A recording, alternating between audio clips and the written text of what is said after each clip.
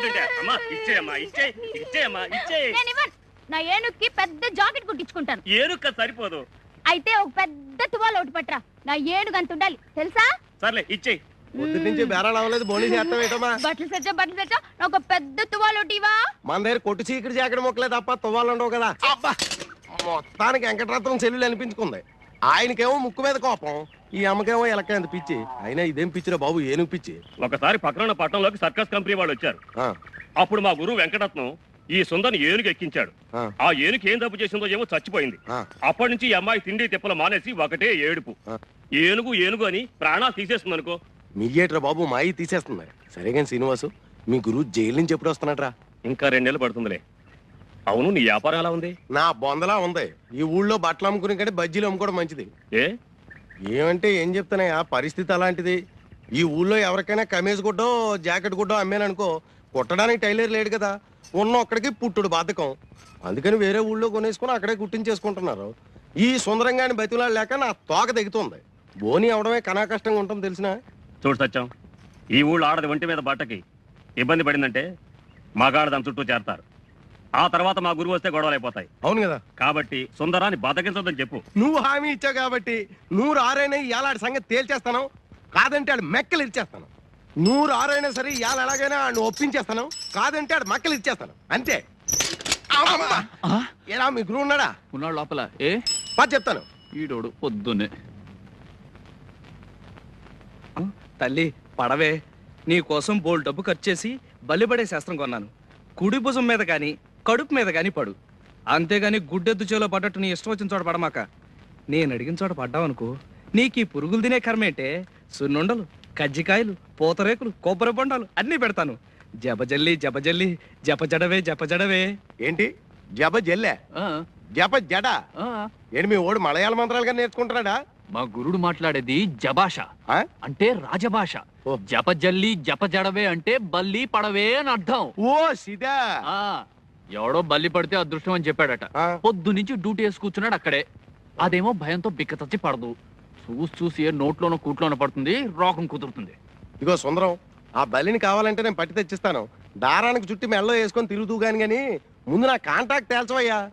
అబ్బా ఇదిగో సీతారాముడు, మీ గురుడికి బిందుడు బద్ధకం చెంబుడు చేతస్థం లేకపోతే దర్జీలకు రాజుగా ఉండి దర్జాగా ఉండవలసినోడు కదయ్యా. ఒరే బట్ల సత్తిగా, కుట్టు గురించి నువ్వు నాకేం చెప్పక్కర్లేదు. సూది దారం లేకుండా చొక్కాలు కుట్టేసిన మొనగాడి. అవును కదా, అందుకే తాడు బొంగరం లేకుండా బతులు ఇలా ఉన్నాయి. నాకు తెలుసు కదా. అది కాదయ్యా, ఈ ఊళ్ళో గొప్ప టైలర్ అని నీ గురించి నేను చెప్తాను. నీ దగ్గరకు వచ్చిన వాళ్ళతో నా బట్టలు కొనమని నువ్వు చెప్పు. అప్పుడు నీకు లాభం, నాకు లాభం. అసలు నీలాంటి గొప్ప టైలర్ ఈ దేశం మొత్తం మీద ఎవడైనా ఉన్నాడేటే. నీ ఎదవ సర్టిఫికెట్లు నాకేం అక్కర్లేదు. ఎదవ కోతలు కూసావనుకో, నాలుగు కత్తిరించేసి చెవుకేసి కుట్టేయగలను. ఒరే సీతారాముడు, ఆ కత్తిరి అలా పట్టరా. అలాగే పట్టరా. అసలు నీలాంటి వాడితో కాంట్రాక్ట్ పెట్టుకోవాలనుకోవడం నాదే బుద్ధి తక్కువ.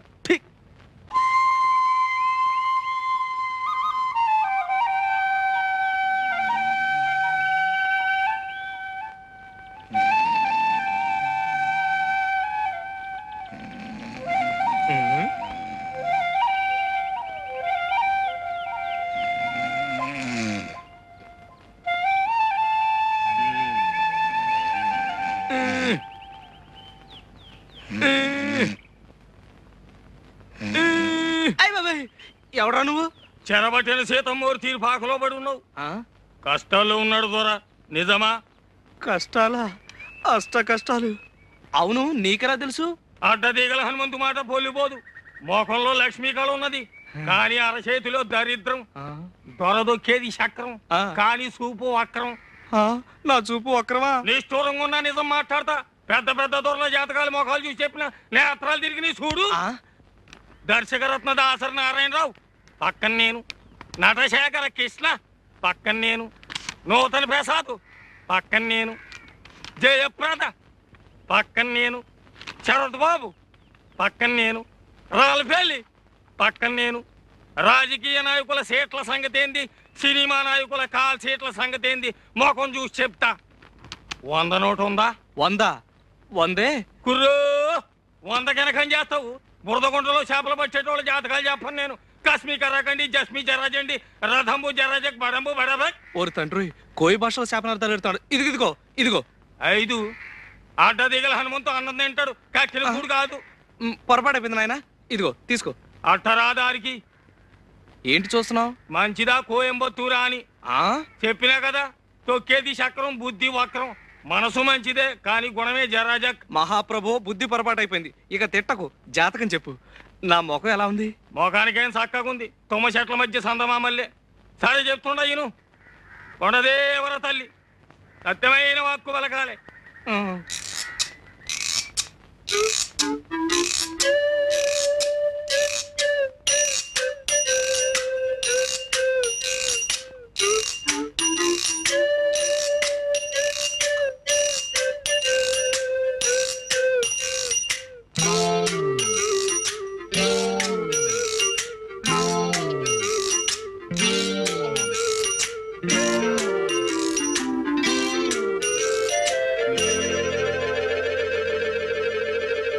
మంచి పెట్టనబొట్టు.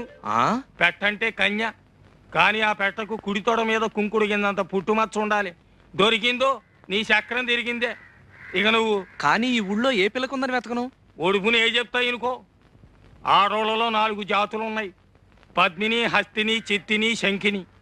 అందులో పద్మిని జాతి పెట్టనబొట్టు. దాని చూపు తీరే ఏరుంటది. పెద్ద పెద్ద కళ్ళుంటాయి, చక్కటి పళ్ళుంటాయి, ఒళ్ళు తెల్లగుంటది, మనసు జిల్లుగుంటది. దొరికిందో నీ సుడి తిరిగిందే. నువ్వు భూమి మీద ఉండవు, విమానంలో పోతావు. నువ్వు పట్టిందల్లా బంగారం అవుద్ది, ముట్టిందల్లా ముత్యం అవుద్ది. కానీ పుట్టు మచ్చ మచ్చ ఉండాలి, లేదా మసైపోతావు. మరి చిక్కిందో నువ్వు లక్షాధికారివే. మహారాజు యోగం ఉన్నది నీకు.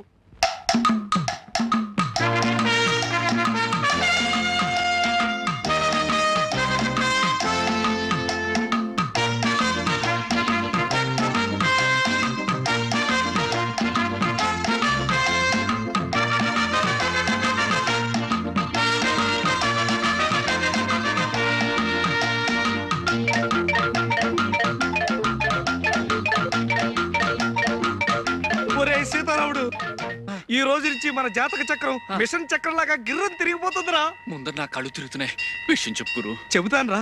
పుట్టుమచ్చ పుట్టుమచ్చ, రంభా స్తంభాలు. ఓరి నాయనో, ఈ రోజు నుంచి నేను మహారాజు, నువ్వు మహామంత్రి, మన బట్ల సత్తిగాడి సేనాధిపతి. నిజమా? అయితే సేనాపతి బట్టలు అమ్ముకోవచ్చా? అర్ధరాజ్యం ఇచ్చినా అడుక్కు తినే చెప్ప కడుక్కుని దాచుకున్నా అంట నీలాంటాడే. ముందర విషయం ఏంటో చెప్పుకురు. చెబుతాన్రా. పుట్టుమచ్చ, కుడి తోడ మీద పుట్టుమచ్చ ఉన్న అమ్మాయిని పెళ్లి చేసుకుంటే మన జాతకమే మారిపోతుందట్రా. వెంకటరత్నం సంగతి మర్చిపోయావు గురు.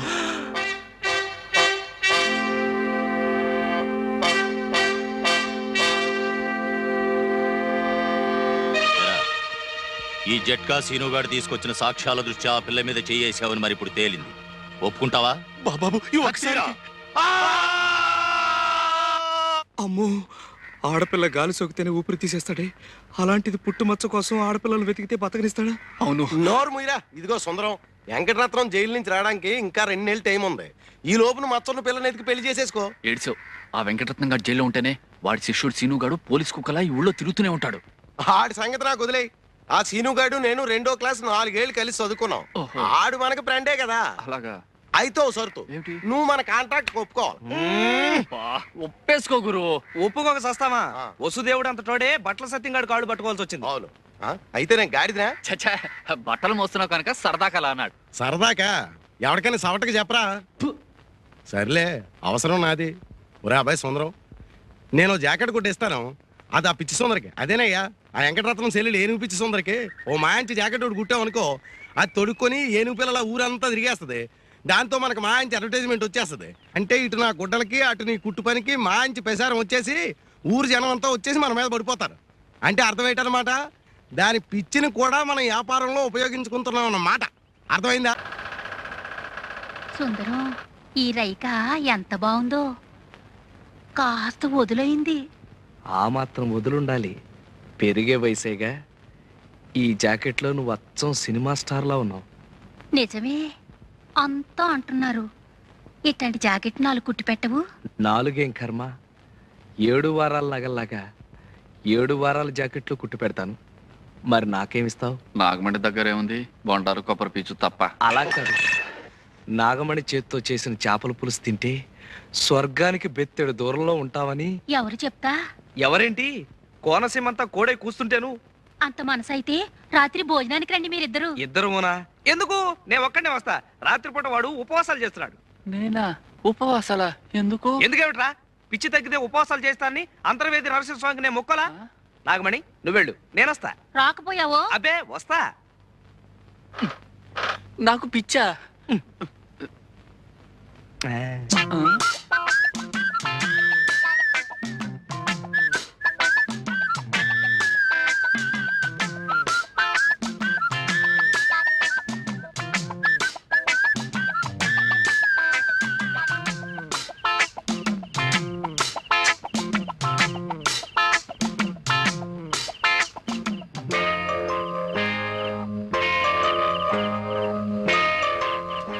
చంద్రుడి కోసం ఈ కలువు పువ్వు, చెమ్మజచ్చ కోసం నేను.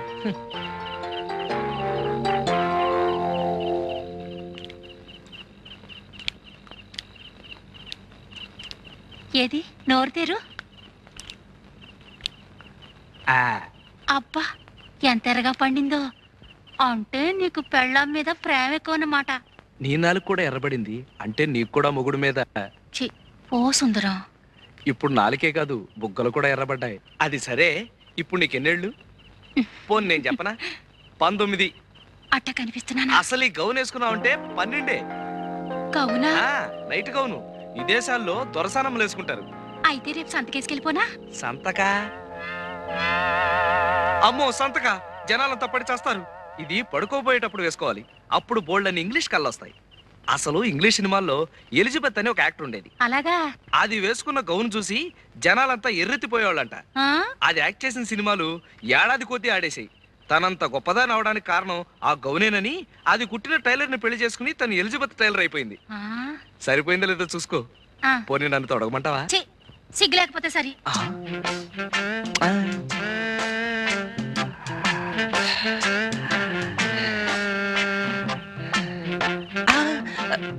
ఎందుకు వృధాగా ఆవేశపడ్డం? ఎలాగూ పల్చన గౌను వేసుకుని బయటకు వస్తుందిగా, అప్పుడు పుట్టుబచ్చ చూసేయచ్చు.